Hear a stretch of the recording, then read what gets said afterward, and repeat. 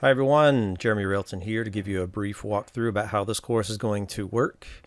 If you landed in this course, you probably took Business 115 before it. You probably took it here. So I think this video can be pretty short.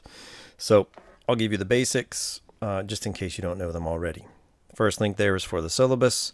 We can look at a few policies here, see my information there, course objectives, picture of the textbook, a link if you want to rent it directly from Pearson rather than buying from the bookstore, standard 21-day policy regarding participation. So don't go 21 days without submitting some type of work in Blackboard or you'll be withdrawn.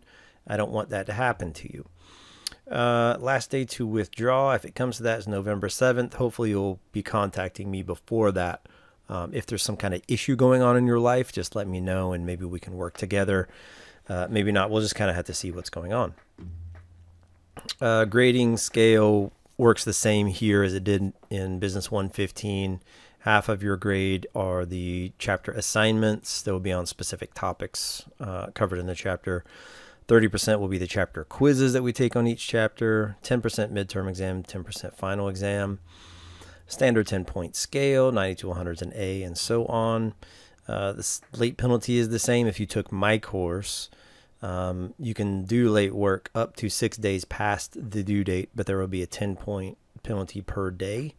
And then past the 6 days, then it just is closed and we can't do that work anymore. So submit work as timely as you can to reduce or eliminate that penalty altogether.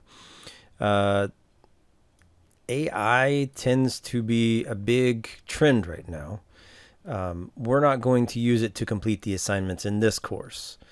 Okay, so you have all the sources that I give you, the textbook, lesson notes, videos on each chapter, sources linked within the notes, sources linked within the assignment instructions, depending on what kind of assignment we're doing. So what'll happen is if I get a paper that looks like it's been AI generated, I'll just give it a 0 and then give you a note prompting you to contact me if you think I made a mistake. I am human and I can make mistakes. So then we'll just meet through Zoom or on campus or whatever. Just you can walk me through your process if you actually wrote that paper. If you can convince me that you wrote it, and it should be pretty easy to do so, then I'll take the 0 off and I'll give it the grade that I think it deserves. And then we'll move on from there. So don't use AI to do your assignments. You don't learn anything that way. And then the paper just looks weird. I think that's it for the syllabus for now. The course should look and act the same as Business 115 did, especially if you took it last semester with Blackboard Ultra. The course entry quiz will be the first thing you do in here. You don't need to know anything to do it. It takes like 2 minutes, but you have to do it to stay in the class. So just go ahead and do it now. Like I said, it takes like 2 minutes. You don't need to know anything. So just go ahead and do it. That way you're not accidentally withdrawn from the course just because of something simple like that. If you buy the access code from the bookstore for the textbook and you need a little bit of help activating that code, I did give you sort of a walkthrough here of how to do that. So check that out under book activation help. From there, the chapters are structured pretty much like they were in Business 115.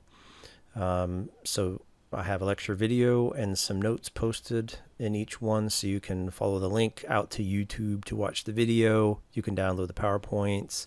And then if something's not working in the course, if a link is broken or something like that, let me know and I'll go in and fix it. I think everything's working right now. For every chapter, there will be a chapter quiz, and then most chapters will also have some type of written assignment alongside of them. So that'll be the standard chapters. You read the chapter, look at the notes, the video. You can study key terms and stuff like that if you want to, if it helps you study, and then do the quiz and written assignment. From there, you just do that all the way down. About halfway down, you'll see the midterm exam there. All the way at the bottom, there will be the final exam. That won't be available yet. It'll be available when the course schedule does, or when the course schedule says it is.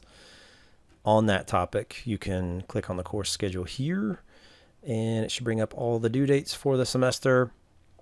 My personal recommendation is that you download this file for all your courses, and then take all those due dates and put them in one calendar that you keep for yourself, like your personal calendar or your school calendar or however you organize your life. That way things aren't sneaking up on you and due dates aren't passing and you're not getting late penalties or having to try to get teachers to reopen things and arguing back and forth. It's a lot easier just to have them on one big calendar where everything is all in one place so you're not forgetting about stuff.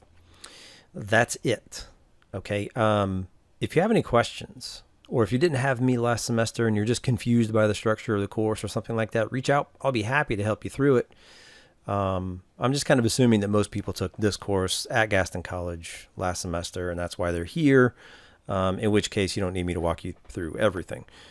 With that, I'll let you get right to it. Let's all have a great semester.